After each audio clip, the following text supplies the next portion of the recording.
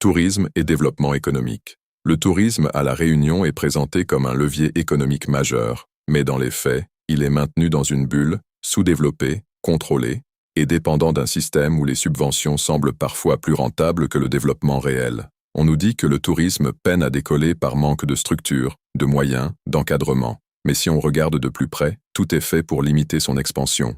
L'île dispose d'un aéroport à rayonnement principalement régional, orienté presque exclusivement vers l'Hexagone.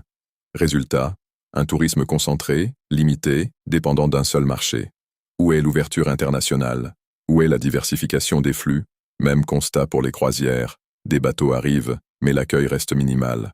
Les excursions sont standardisées, concentrées sur quelques zones comme Saint-Paul ou Saint-Gilles-les-Bains, sans réelle valorisation de l'ensemble du territoire. Une opportunité économique énorme, réduite à son minimum.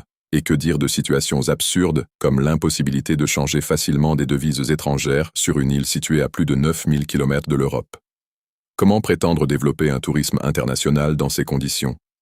Ce blocage n'est pas technique, il est structurel.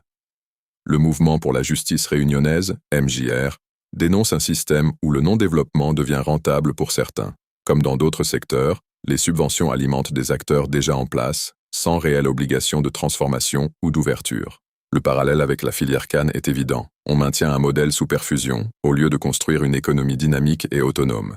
Nous refusons ce tourisme sous contrôle. Nous proposons un aéroport à véritable rayonnement international, ouvert à de nouvelles compagnies, la création d'ambassadeurs de la Réunion à l'étranger pour promouvoir notre île, un accueil structuré et digne pour les croisiéristes, avec des solutions de transport accessibles pour découvrir toute l'île, la mise en place de services essentiels comme des bureaux de change fonctionnels et une répartition réelle des retombées économiques sur l'ensemble du territoire.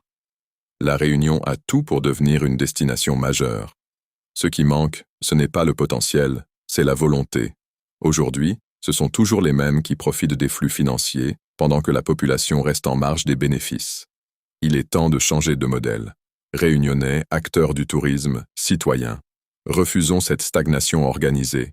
Exigeons un développement réel, ouvert, équitable. Rejoignez le mouvement. Ensemble, faisons du tourisme un moteur pour tous et non un système verrouillé au profit de quelques-uns.